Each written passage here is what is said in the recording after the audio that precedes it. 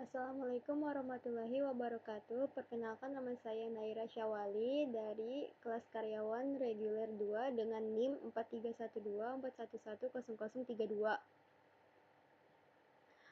Di sini saya akan membuat tutorial penggunaan software akuntansi Accurate 5. Di video ini saya akan menjelaskan secara lengkap langkah-langkah membuat data perusahaan di Accurate 5 dari 0 sampai perusahaan siap digunakan untuk transaksi.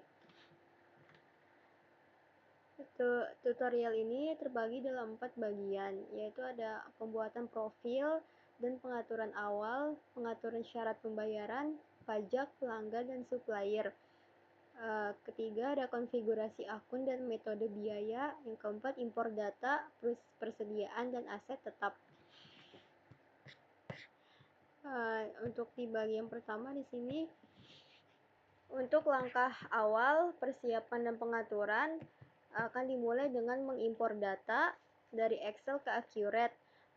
Kemudian membuat profil perusahaan baru.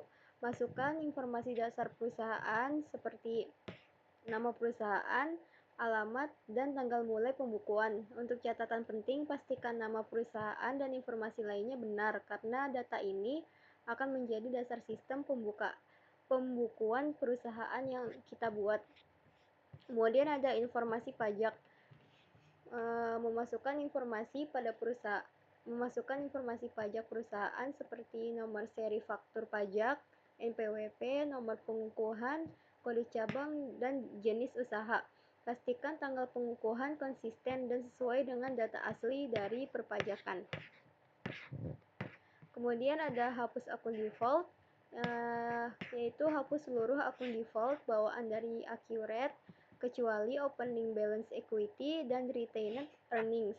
Tujuannya adalah agar kita bisa mulai dari awal dengan akun-akun yang telah disiapkan sendiri atau custom. Kemudian ada langkah selanjutnya, yaitu impor data chart of accounts dari file Excel. Sebelum mengimpor, hapus baris pertama atau header, sisakan data akun saja. Kemudian tentukan definisi kolom sesuai struktur Accurate, yaitu nomor akun, nama akun, tipe akun, yaitu kas dan bank, piutang, persediaan, aktiva tetap, akumulasi penyusutan, dan lain-lain. Kemudian terakhir saldo awal atau opening balance. Setelah proses impor dilakukan dengan benar, jumlah akun akan tampil di layar. Seperti di screenshot ini ada 61 data akun yang berhasil diimpor. Kemudian ada langkah terakhir dalam bagian ini, yaitu penyesuaian akun retained earnings atau laba ditahan. Retained earnings bawaan dari Accurate-nya diubah ke akun custom dengan nomor 3100 strip laba ditahan. Langkah selanjutnya yaitu klasifikasi akun, mengkategorikan akun, pajak, dan data relasi. Beberapa akun yang diklasifikasikan diantaranya hutang usaha, piutang usaha, atau pembayaran di muka penjualan, pembayaran di muka pembelian, dan diskon penjualan. Catatan penting, akun laba rugi tidak perlu diklasifikasikan pada tahap ini. Kemudian untuk langkah selanjutnya yaitu mengatur syarat pembayaran.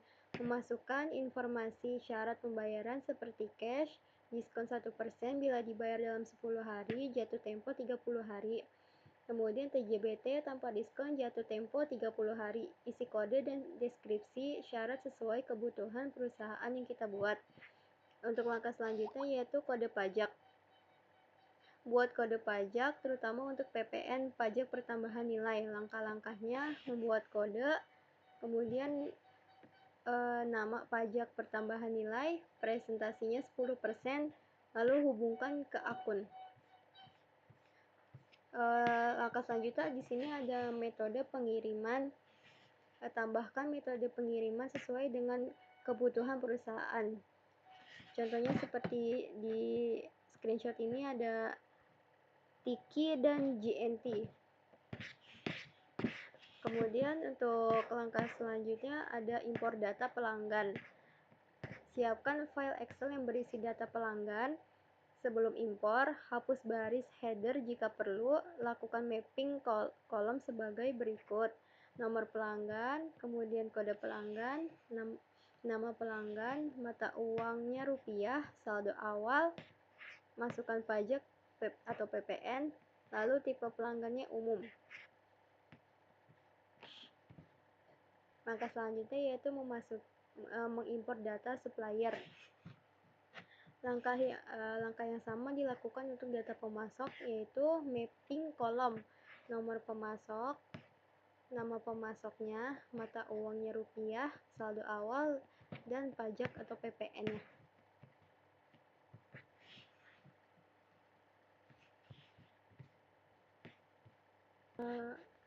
Lalu kemudian di sini ada pengaturan akun tambahan.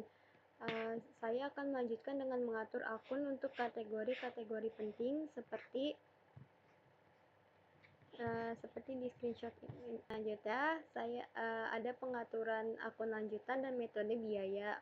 Di sini saya akan melanjutkan dengan mengatur akun untuk kategori penting seperti diskon penjualan, barang terkirim, persediaan barang dagang, akun belum tertagih, harga pokok penjualan atau HPP, dan juga return penjualan atau pembelian.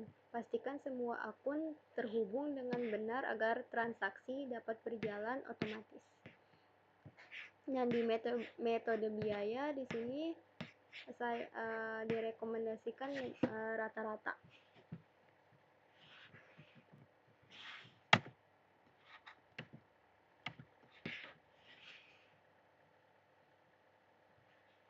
Kemudian langkah selanjutnya yaitu pengisian informasi barang, memasukkan data inventory atau persediaan.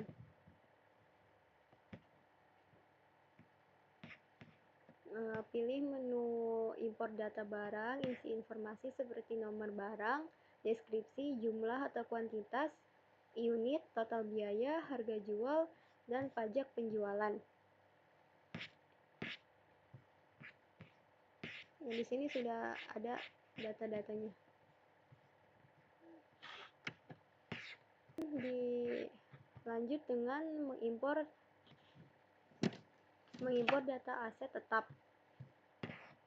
Di sini pilih file data aset tetap, hapus baris pertama atau header pertama, lalu definisikan kolom seperti golongan aset, umur ekonomis pajak, dan metode penyusutan, garis lurus, saldo menurun atau tidak disusutkan.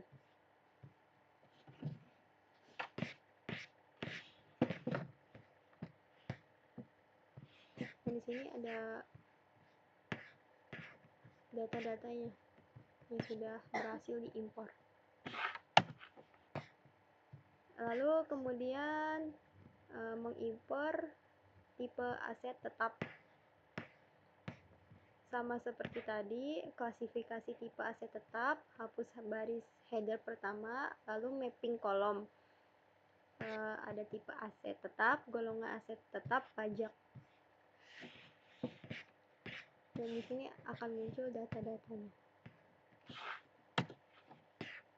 Lalu yang terakhir ada mengimpor daftar fix aset.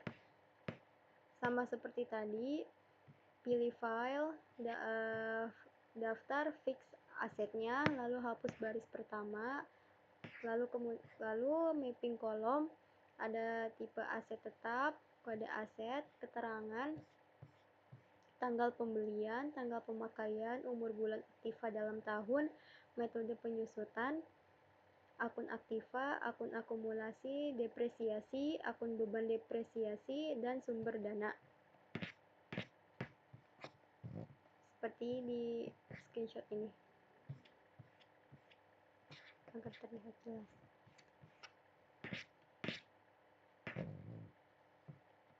Semuanya selesai, maka data perusahaan kita telah siap digunakan untuk mencatat transaksi akuntansi di Accurate 5.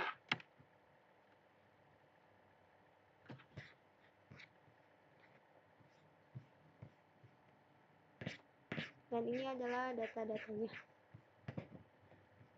Di sini ada jumlah kredit dan debit ya, jumlah uang.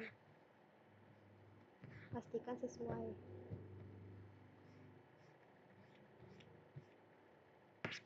Jika ada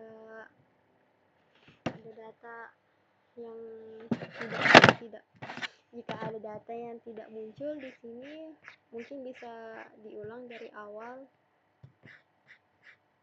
Kemudian di sini saya akan mengerjakan transaksi accurate 5 pembayaran dan pembelian. Untuk proses awal dan persiapan, kita akan mulai menginput transaksi berdasarkan database perusahaan yang telah dibuat sebelumnya. Untuk langkah-langkah transaksi, yang pertama itu ada closing akhir bulan, yaitu cek neraca saldo terlebih dahulu, kemudian lakukan proses closing bulan November 2017. Dan ini adalah data-datanya 2012.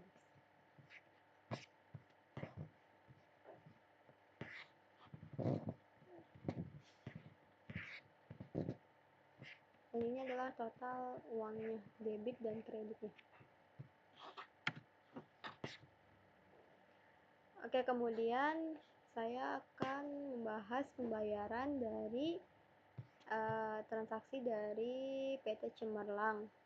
Yang pertama itu masuk ke menu penerimaan pembayaran pelanggan.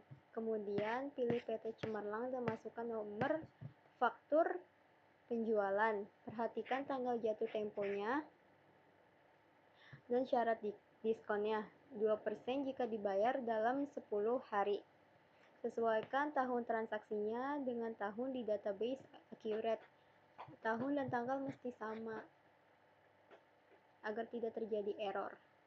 Kemudian jika salah input, ubah form faktur untuk menyesuaikan syarat diskon dan tanggal.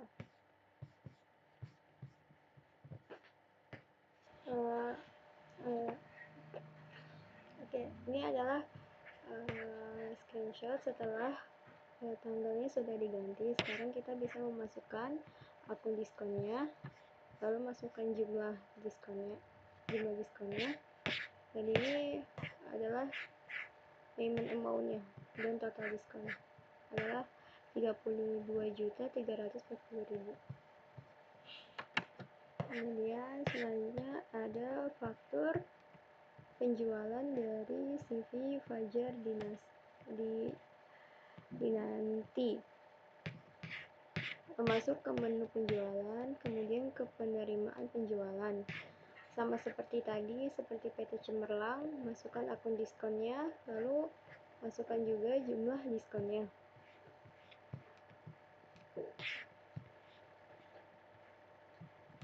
Dan ini adalah total payment-nya, yaitu 9.702.000.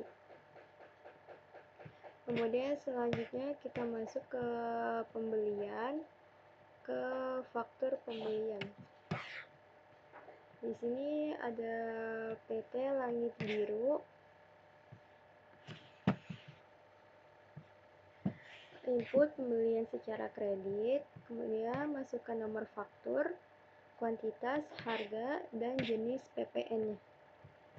Tambahkan biaya kirim ke akun harga pokok penjualan.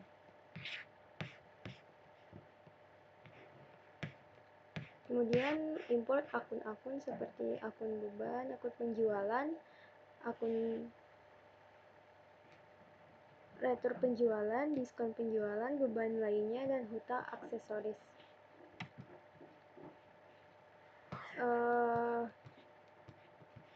Di sini ada faktur penjualan baru dari Grand Samudra Butik,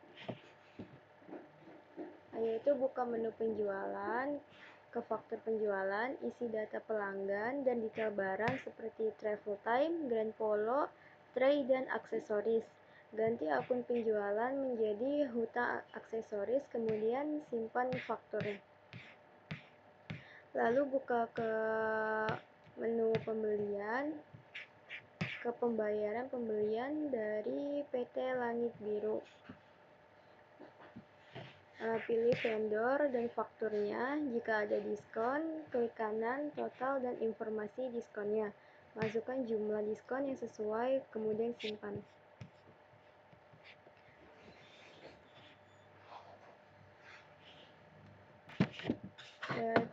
Invoice numbernya, tanggal, jatuh temponya, dan total amount, harganya, dan juga jumlah diskonnya. Ini sudah dibayar.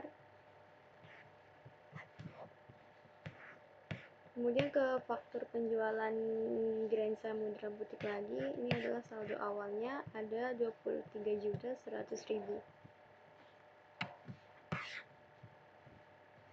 Kemudian masuk ke penjualan, buka menu penerimaan penjualan, pilih faktur Grand Samudra Butik yang akan dibayar, tambahkan diskon jika ada, kemudian simpan transaksi. Di sini ada akun diskon, harga pokok penjualan dan jumlah diskonnya 462.000.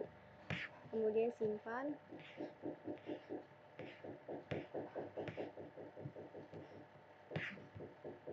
Dan ini adalah total. Kemudian di sini ada other deposit atau penerimaan kas, faktur, tunai, dan retur pembelian. Masuk ke kas dan bank, kemudian ke menu penerimaan, detail transaksi. Untuk banknya Bank BNI, deposito, kode voucher 04, strip CR, dan tanggalnya 11 Desember 2012. Memonya penerimaan uang muka penjualan CV Fajar Dinanti. Dan ini adalah total harganya Rp9.350.000. Kemudian masukkan akun dan deposito, akun deposito dan PPN keluaran, lalu simpan. Kemudian ada faktur penjualan untuk penjualan Kemudian ada faktur penjualan untuk pelanggan tunai. Di sini ada nomor pelanggan dan juga nama pelanggan, yaitu pelanggan tunai. Dan di sini juga ada pajak, yaitu pajak pertambahan nilai atau PPN. Dan di sini ada sales invoice atau faktur penjualan baru. Lengkapi invoice dengan tanggal 12 Desember 2012. Masukkan item penjualan. Karena pelanggan tunai, langsung klik bayar, jangan simpan dan tutup, tapi langsung bayar.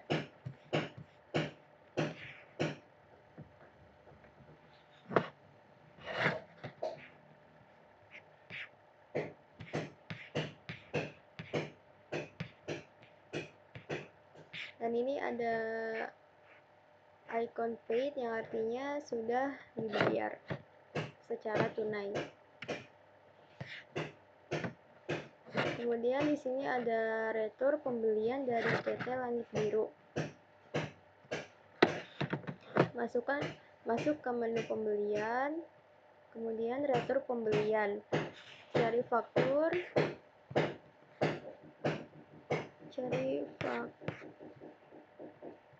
cari nomor invoice dengan 01 atau RJ. Untuk deskripsinya return karena rusak. Dan di sini ada input tanggal 20 Desember 2012. Barangnya yaitu revolving 1 unit Grand Polo dengan harga 800.000. Dan di sini ada total returnnya yaitu Rp1.430.000. Kemudian simpan. Di sini ada rekonsiliasi bank. Masuk ke menu kas dan bank, kemudian ke menu rekonsiliasi bank. Pilih akun bank, di sini Bank BNI. Kemudian tanggal rekonsiliasinya 31 Desember 2012. Pastikan seluruh transaksi muncul, termasuk penjualan tunai atau penerimaan uang tunai. Jika ada transaksi yang belum muncul, edit transaksi, Kemudian buka daftar, cari transaksinya, dan edit, lakukan pembayaran agar muncul dalam rekonsiliasi. Seperti di sini ada tambahkan transaksi pendukung ke kas dan bank, kemudian penerimaan baru, yaitu masuk ke penerimaan, isi detail, nomor giro, tanggal, memo, jumlah, dan akun pendapatan bunga. Di sini pendapatan bunganya ada Rp19.475.314. Kemudian di sini juga ada beban administrasi bank atau pengeluaran ADR payment.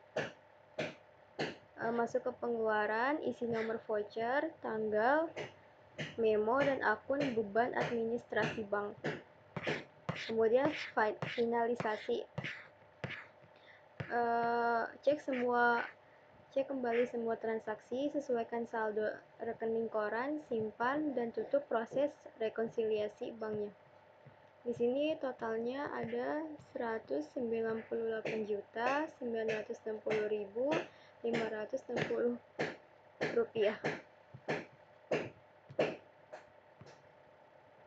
Pastikan dicocokkan dulu transaksinya, kemudian checklist semua kolomnya agar sesuai dengan laporan bank. Terima kasih banyak kepada Ibu Dian telah memberi video tutorial di YouTube Ibu Dian sehingga saya bisa mengerti. Terima kasih juga sudah menyimak tutorial lengkap dari saya dari membuat data perusahaan, penginputan transaksi di Accurate 5, mulai dari transaksi pelanggan, vendor, kas bank, hingga rekonsiliasi bank. Semoga tutorial ini bermanfaat untuk semuanya dalam memahami alur pencatatan akuntansi digital. Assalamualaikum warahmatullahi wabarakatuh.